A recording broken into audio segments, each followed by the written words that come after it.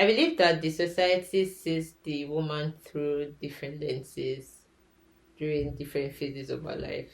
For instance, before marriage, I mean, those are the major two, yeah?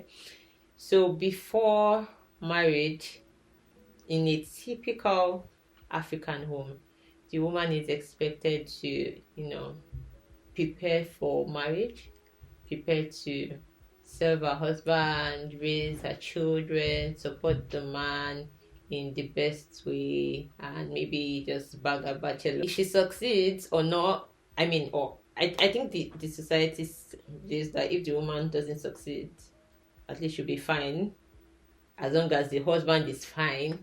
So she can as well just marry a man that is well to do, or a rich man, and open a store or something, just support, be a boss's wife. But I think things are beginning to evolve compared to before. Women are beginning to bring themselves forward, are beginning to say that they are at the table and not answer the question, what do you bring to the table? So that's just the lens through which I see that, or that's just how I see the way the society sees women these days. I believe the media is a very powerful tool in shaping perceptions.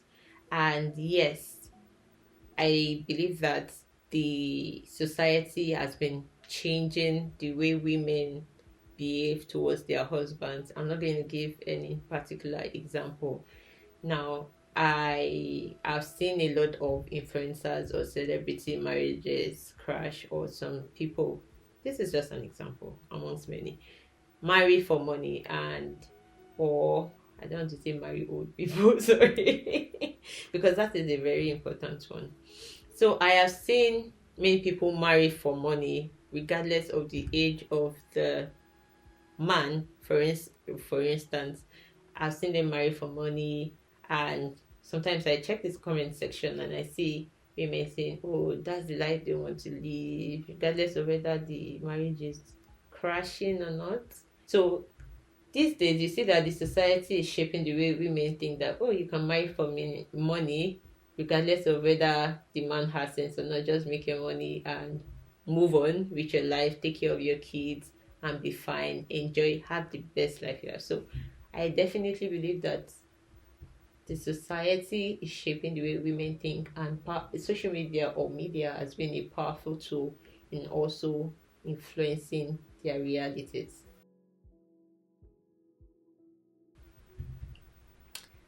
I think, to me, that question is a patriarchal one. Yeah, it undermines the value of a woman. It doesn't recognize that beyond um, our success or career success, our bodies, everything about the woman is sacrificial, from our bodies, from our careers, because at every point in our lives, we are sacrificing something.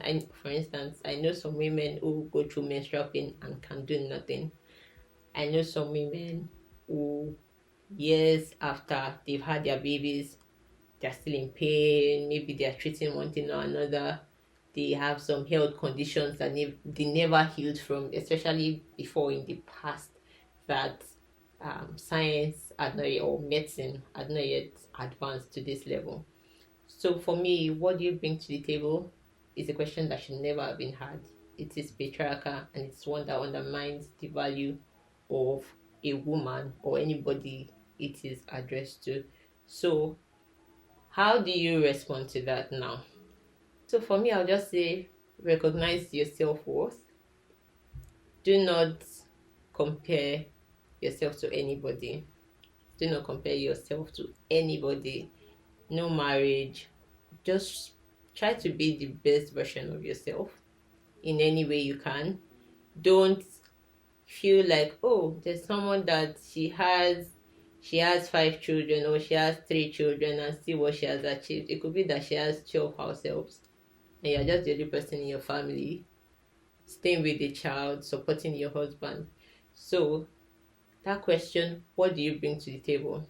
If you were asked, or if I were to respond to it, I'll say, recognize your self-worth. Men, to try to understand your wives. we go through a lot of pain.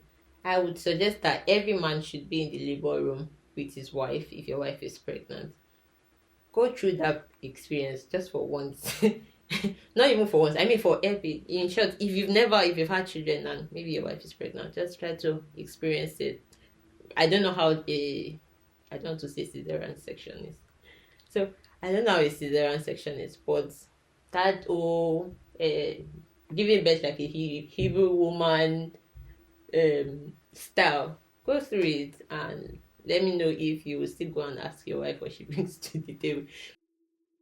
We are bringing our bodies financially, or career wise, we are bringing our careers to the table, because at some point, if you ever have a child, you're going to pause your career. You are the strategist of your home as well. If you have a loving partner, like my husband, and a very supportive one at that, my husband brings a lot of ideas, he dumps it on me, and he says, go ahead and implement. So you become the strategist of your home. So you are bringing your mind, you're bringing everything you own. I know that the basic thing is a bachelor's, yeah. So even those skills that you've acquired, you bring them to the table. Sometimes you don't even know you are literally, doing what you studied. So you're literally bringing your ideas, you're bringing your brains to the table, you're bringing everything that makes you to the table. You are the strategist of your home, you are the caretaker of your home, you are the manager of your home, you are everything of your home. I would say you are the brain box, but men will come to my DM to argue, but trust me, you are the brain box. But always understand the part in the Bible where it says submit yourself to your husband as well.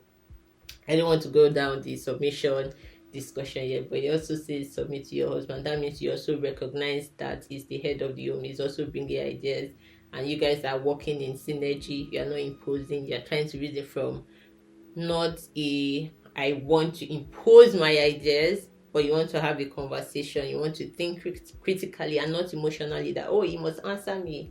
Is a man, he should answer me. Modern day jagabans. No. So you are the strategist of your home, you are the brain behind your home, with your husband leading you. Leadership, you're under a leadership, don't forget it. You're also a leader, but just remember that even if you're outside a leader, you come home, you're under a leadership, okay? But you are managing the affairs of your home, anyhow you want to put it. For anyone out there who has found themselves in a situation where they are sexualizing themselves just to say, this is what I bring to the table, just reflect, look inwards, look at your skill set, and just try to be a better version of yourself, for your family. Not trying to something that makes you, that when you're older and you look back, you'll be happy with yourself. I'll put it that way.